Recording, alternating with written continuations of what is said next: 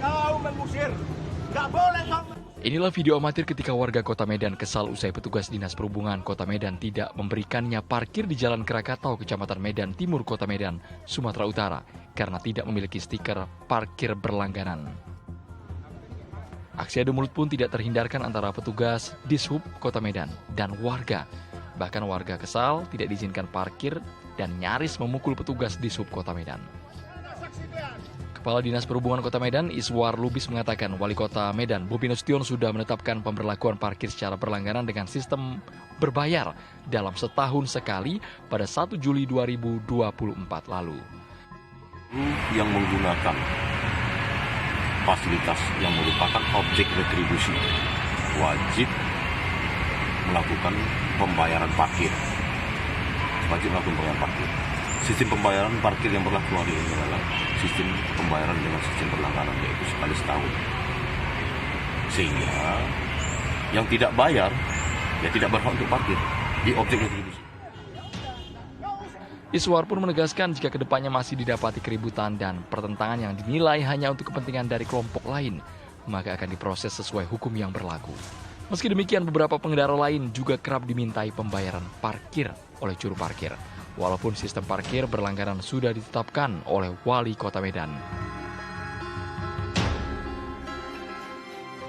Assalamualaikum pemirsa, apa kabar Anda? Semoga sehat selalu ya. Sebelum kita memulai aktivitas hari ini, ada baiknya kita update dulu seputar informasi menarik agar pagi Anda lebih berisi. Bersama saya, Aziz Aryat, inilah Cakrawala selengkapnya.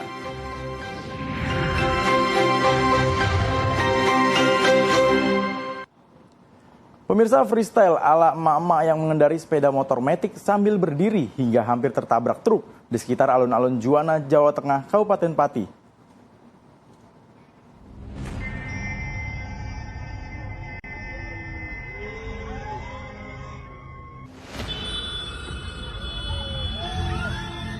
Dalam video berdurasi 8 detik ini, terlihat seorang emak-emak berbaju gamis mengendarai motor matic sambil berdiri.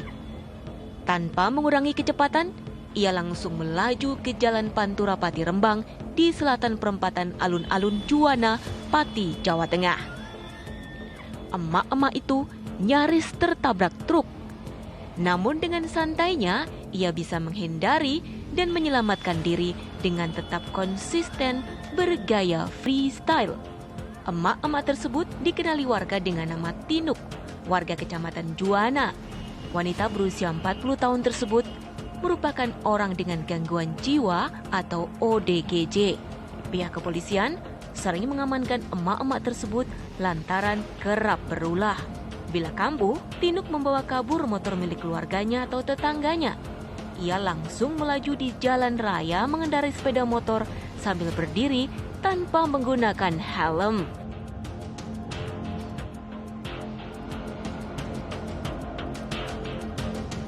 Kalau sering tidak, cuma waktu-waktu tertentu saja. Banyak kan tidak kambuh karena dia itu macam ODGJ kambuhan.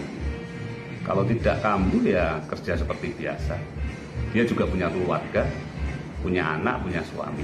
Dulu itu sering kita amankan, apalagi kalau ada keluhan dari masyarakat atau laporan dari masyarakat bahwa yang inisial Tinuk ini misalkan kambuh, mengganggu ketertiban, terutama di Jalan Pantura, ya pasti kita amankan untuk kita serahkan pada keluarganya.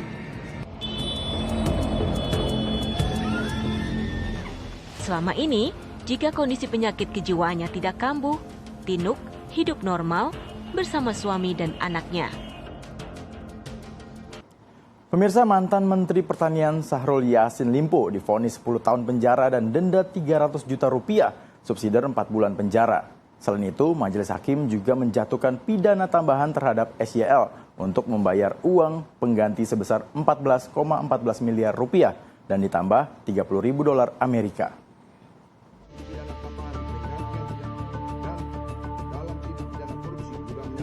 Majelis Hakim Pengadilan Tindak Pidana Korupsi Tipikor PN Jakarta Pusat menjatuhkan vonis 10 tahun penjara dan denda 300 juta rupiah subsidiar 4 bulan penjara kepada mantan Menteri Pertanian Syahrul Yassin Limpo.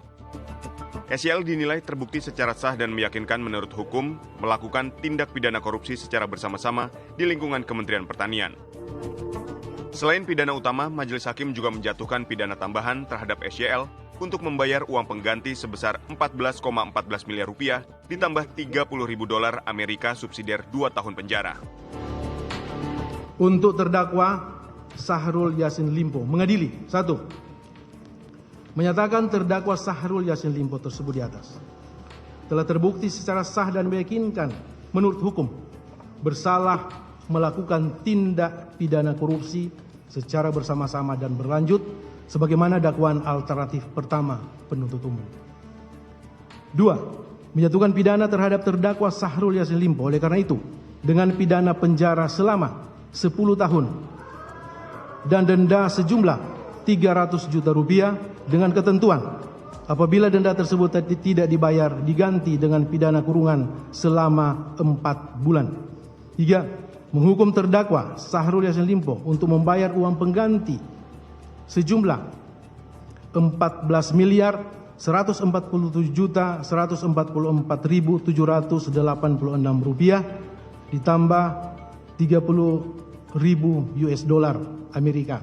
Paling lama dalam waktu 1 bulan sesudah putus ini berkekuatan hukum tetap jika tidak membayar maka harta bendanya disita dan dilelang oleh jaksa untuk menutupi uang pengganti tersebut dengan ketentuan apabila terpidana tidak mempunyai harta benda yang mencukupi maka dipidana dengan pidana penjara selama 2 tahun. Menanggapi vonis hakim terhadap dirinya, Syahrul Yassin Limpo menegaskan akan menjalani segala bentuk hukuman dengan sebaik-baiknya sebagai bentuk konsekuensi dan risiko dari jabatan. Bahwa apa yang terjadi hari ini bagi saya, ini bagian dari konsekuensi jabatan saya. Ini adalah tanggung jawab kepemimpinan saya yang selama 3-4 tahun ini memimpin pertanian di dalam rangka memenuhi kebutuhan pangan nasional, di dalam rangka memenuhi ketersediaan pangan, di dalam rangka melaksanakan keterjangkauan pangan Indonesia dalam kondisi COVID.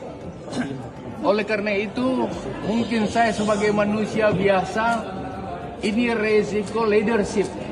Ini resiko dari jabatan, dari sebuah diskresi dan kebijakan yang saya ambil.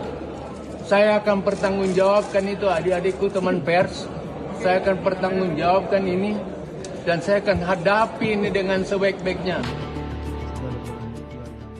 Dalam perkara ini, SYL disebut bersama anak buahnya melakukan pemerasan atau menerima gratifikasi dari para pejabat eselon 1 di lingkungan Kementerian Pertanian sebesar 44,5 miliar rupiah untuk kepentingan pribadi dan keluarganya. Sementara itu pemirsa, setelah hakim membacakan putusan sidang Syahrul Yassin Limpo, kericuan pun terjadi di lobi pengadilan yang melibatkan wartawan dan pendukung SYL.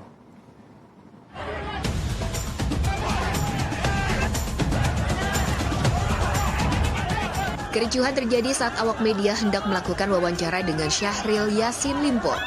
Namun wartawan dihalang-halangi oleh pendukung SYL, sehingga dorong-dorongan di lobi pengadilan pun terjadi.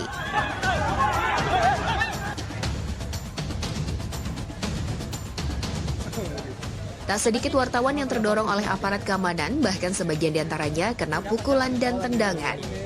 SYL pun sempat tertahan akibat banyaknya awak media yang ingin mengambil gambar. Dalam kericuan tersebut, tak sedikit perangkat peliputan yang rusak terinjak-injak.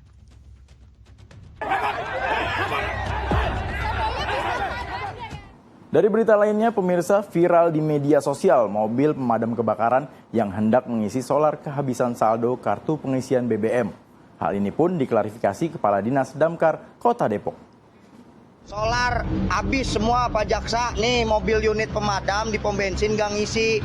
Tolong dah periksa Pak Jaksa nih semua. Tolong dah nih pemadam masa libur. Ramai di media sosial, video petugas Dinas Damkar yang hendak mengisi solar kehabisan saldo pengisian BBM. Saldo pengisian yang berupa kartu tersebut pun kosong, sehingga petugas damkar tidak bisa mengisi solar. Untuk pajak, emang kebakaran bisa nunggu solar apa? Pejabat diminta dulu solar baru diisi, bukannya inisiatif, anggarannya di dem aja, udah 2 bulan. Kepala Dinas Damkar Kota Depok Adnan Mahyudi mengatakan hal tersebut hanya miskomunikasi. Jika saldo pengisian BBM di kartu habis, petugas tinggal langsung menghubungi UPT dan akan segera di top up atau bisa menggunakan sistem reimburse.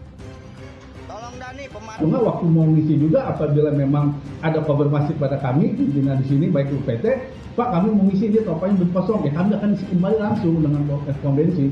Jadi sebenarnya tidak perlu ada hambatan sebenarnya, dan kami jujur bahwa uang itu masih ada dan tidak ada kekosongan bahan bakar. Nantinya Dinas Damkar akan melakukan pembinaan kepada para petugas tersebut dan akan kembali menegaskan terkait sistem pembayaran pengisian bahan bakar. Sementara pemirsa, aksi pencurian bajai yang terparkir di area ruko di Jalan Panjang Kebonjeruk, Jakarta Barat terekam kamera pengawas CCTV. Inilah rekaman CCTV yang memperlihatkan aksi pencurian bajai yang terparkir di area ruko di Jalan Panjang Kebonjeruk, Jakarta Barat. Pelaku beraksi seorang diri tanpa kesulitan membawa kabur bajai tersebut. Pencurian terjadi pada tanggal 5 Juli. Sekitar pukul 12:30 Jumat dini hari. Korban mengaku baru mengetahui bajainya raib pukul 2 Jumat pagi saat hendak mengantar istrinya berbelanja ke pasar. Supri, usia 57 tahun, harus kehilangan mata pencariannya. Ia hanya bisa mengandalkan penghasilan sang istri yang bekerja sebagai pedagang gorengan. Tak hanya berdiam diri, demi mendapatkan kembali bajainya, Supri berupaya mencari bajainya ke beberapa pangkalan bajai yang dikenalinya. Sayangnya, 4 hari, upaya pencarian belum membuahkan hasil. Supri enggan melaporkan kasus ini ke pihak kepolisian lantaran takut dikenakan biaya. Biasanya kalau jam 2 kan berangkat tuh, langsung sekalian nganterin istri ke pasar. Nah, saya tiba-tiba jalan ke parkiran belakang itu tiba-tiba bajai sudah nggak ada. Saya udah berusaha nyari info dari Jakarta Selatan ke Jakarta Utara, info-info aja ke teman-teman, siapa tahu bajai saya bisa ketemu. Gitu. Bajai satu-satunya itu aja bajai setoran punya orang, tiba-tiba hilang. Ya mau gimana lagi? Saya kalau mau lapor polisi takut kena biaya apa gimana gitu ya. Meski tak lapor polisi, Supri tetap berharap bajai yang digunakannya untuk mencari nafkah dapat segera ditemukan. Pemirsa, Basarnas Gorontalo menghentikan sementara pencarian korban longsor tambang emas ilegal. Penghentian pencarian terpaksa dilakukan akibat adanya longsor susulan di lokasi. Di hari kelima pasca bencana longsor di Desa Tulabolo, Gorontalo, tim SAR Gorontalo terpaksa menghentikan sementara operasi pencarian. Penghentian pencarian ini akibat adanya longsor susulan di lokasi yang sama usai hujan selama 2 hari berturut-turut. Helikopter yang disiapkan untuk evakuasi korban juga tidak bisa dioperasikan jika kondisi cuaca tidak mendukung. Untuk proses ini operasi pencarian sementara belum kami bisa laksanakan terkait dengan cuaca karena curah hujan sangat tinggi. Mulai dari kemarin sampai sekarang pun masih hujan deras. Upaya pencarian dan evakuasi korban longsor mengalami banyak hambatan, salah satunya sulitnya medan menuju lokasi bencana. Tim SAR harus berjalan kaki melewati jalan yang licin, berbatu, dan sempit. Selain itu, jarak antara posko pencarian dan pertolongan yang cukup jauh yakni 23,75 km menjadi masalah. Saat ini, tim SAR gabungan telah menurunkan alat berat untuk membantu proses evakuasi. Namun alat berat belum bisa menjangkau lokasi bencana karena akses jalan yang terputus. Data terbaru, jumlah korban meninggal sebanyak 23 orang, sementara korban selamat bertambah 131 orang. Sementara pemirsa, dosen Universitas Negeri Makassar terlibat cekcok dengan mahasiswa yang memprotes kebijakan kampus. Beberapa dosen bahkan membentak dan mendorong mahasiswa karena dianggap memprovokasi. Benar, jangan saya nemuin orangnya langsung. Kok kira saya tidak bisa mengkaji kan? Tidak, Pak, masih. Oh, jangan ngomong. Jangan ngomong. Mahasiswa, kau calon saja. Inilah video viral yang memperlihatkan seorang mahasiswa ilmu pendidikan jurusan PGSD Universitas Negeri Makassar dibentak dan didorong oleh oknum dosen yang terjadi di Gedung Menara Finisi, Kota Makassar pada Senin 8 Juli 2024 lalu. Suruh sih ada lomba kamu. Siapa masuk PGSD kau wakili? Hah? Siapa masuk PGSD kau wakili?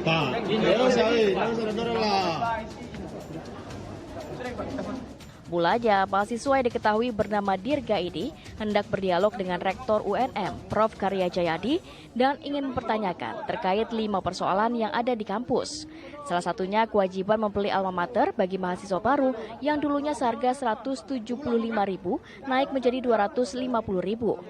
Ada lembaga.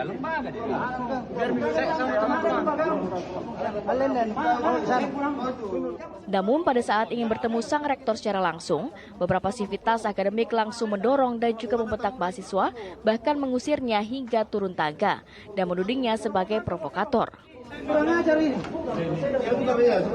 Menanggapi peristiwa tersebut, Presiden BEM Fakultas Ilmu Pendidikan Universitas Negeri Makassar, Faisal Akbar, menjelaskan bahwa mahasiswa tersebut dari Aliansi Mahasiswa UNM awalnya berencana audiensi dengan pihak rektorat.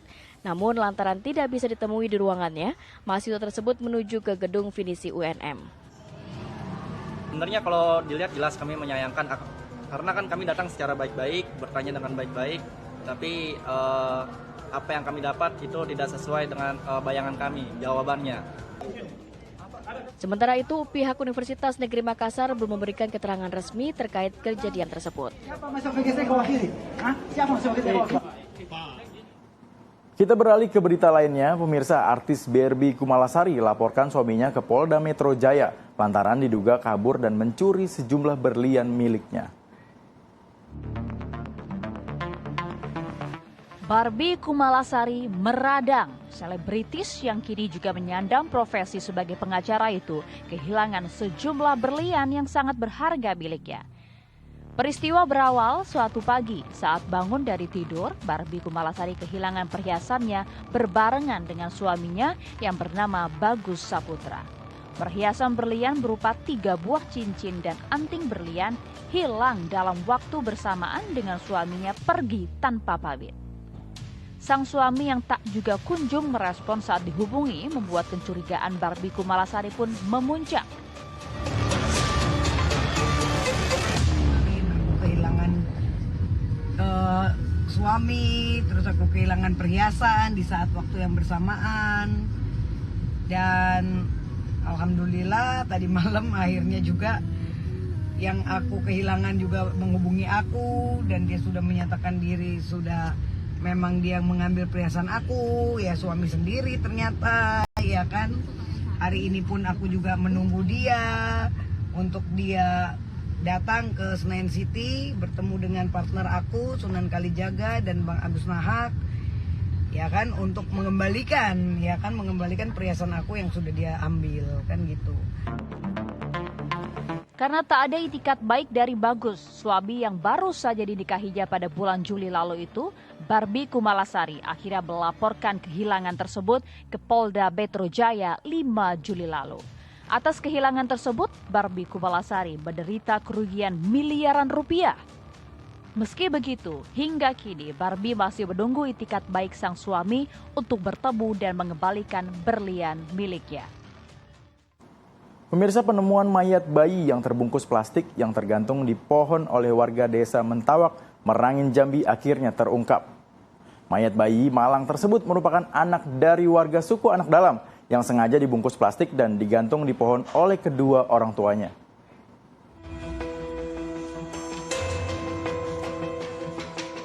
Sesosok mayat bayi yang ditemukan warga desa Mentawaki, Kecamatan Nalo Tantan, Kabupaten Merangin, Jambi, yang membusuk terbungkus plastik dan tergantung di pohon menghebohkan warga. Mayat bayi yang berjenis kelamin perempuan dan diperkirakan berumur 1 minggu itu merupakan anak dari warga suku Anak Dalam yang sengaja dibuang oleh orang tuanya. Awalnya mayat bayi tersebut ditemukan warga saat sedang mencari kayu bakar di dalam hutan yang mencium bau yang busuk dari dalam plastik yang tergantung di pohon. Karena penasaran, warga langsung membuka bungkusan plastik tersebut dan melihat mayat bayi yang hampir menjadi tengkorak dan langsung melaporkan kejadian tersebut ke pihak yang berwajib. Petugas yang tiba di lokasi langsung mengevakuasi mayat bayi tersebut dan mendapatkan sebuah surat kematian dari Rumah Sakit Umum Daerah Bako. Dari surat kematian tersebut, mayat bayi tersebut merupakan anak dari pasangan warga suku Anak Dalam yang sengaja diletakkan di dalam hutan dalam keadaan terbungkus karena telah meninggal terlebih dahulu di rumah sakit. Dari keterangan polisi, mayat bayi yang sengaja diletakkan di dalam hutan dan juga dibungkus plastik merupakan kebiasaan yang lazim dilakukan oleh warga suku Anak Dalam. Karena kebiasaan dan juga tradisi warga suku Anak Dalam yang meletakkan keluarganya yang meninggal di dalam hutan. Ini adalah merupakan adat istiadat mereka. Saat sekarang ini saja, ibu daripada korban dan orang tua korban atau bayi yang kami temukan belum pulang di desa mereka. Karena mereka masih melaksanakan perjalanan atau malangan tersebut. Hingga saat ini, polisi masih menunggu kedua orang tua korban yang saat ini masih melakukan kegiatan keluar dari perkampungan suku Anak Dalam atau melakukan melangun untuk dilakukan pemeriksaan. Sementara pemirsa, 2 orang pemuda yang diduga mabuk berkendara dengan arogan di Jombang, Jawa Timur.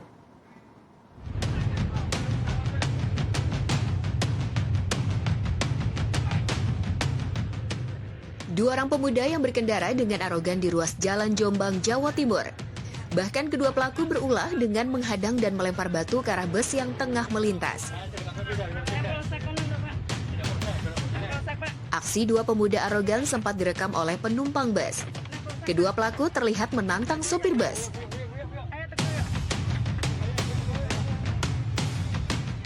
Saat pelaku menghadang bus, warga dan penumpang bus akhirnya menghajar pelaku. Dua pemuda yang diduga mabuk ini akhirnya diamankan polisi.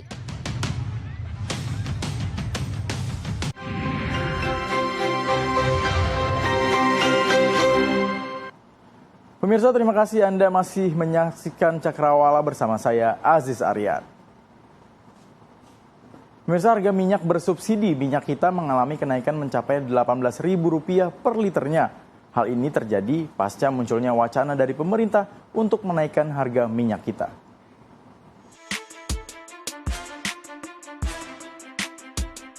Minyak goreng subsidi minyak kita di pasar tradisional di Jakarta dijual melebihi harga eceran tertinggi hingga mencapai Rp16.000. Rp2.000 lebih mahal dari harga eceran tertinggi. Selain itu, ketersediaan minyak kita juga langka di pasaran hingga membuat pedagang mengalami penurunan omset. Sebelumnya, Kementerian Perdagangan telah menyampaikan wacana kenaikan harga eceran tertinggi minyak kita.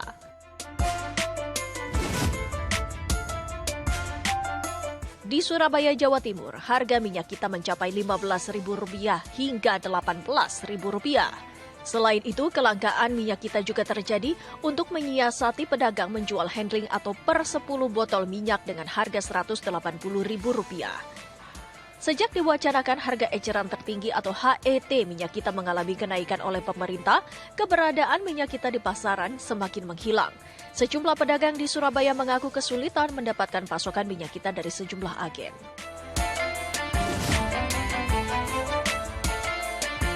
Di pasar tradisional Sampai, Warung Gunung Lebak, Banten, hampir di sejumlah kios sulit ditemukan kemasan minyak bersubsidi tersebut.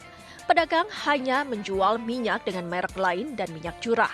Kalaupun ada minyak kita, harganya mencapai Rp18.000 per liternya. Kenaikan harga terjadi sejak 2 pekan terakhir. Hal ini terjadi lantaran kurangnya pengiriman dari distributor. Pemirsa, seorang pengantin asal Desa Kendaban, Bangkalan, Jawa Timur menunjukkan kepiawaiannya memainkan tongkat mayoret drum band di tengah resepsi pernikahannya. Berita ini sekaligus menutup perjumpaan kita pagi ini. Saya Aziz Aryat, pamit undur diri, tetap semangat dan wassalamualaikum. Aksi Anasa Fitri yang diiringi dengan musik drum band ini menghipnotis sejumlah penonton. Karena kedua tangannya yang terus memutar-mutar tongkat komando yang biasa dipakai oleh seorang mayoret drum band.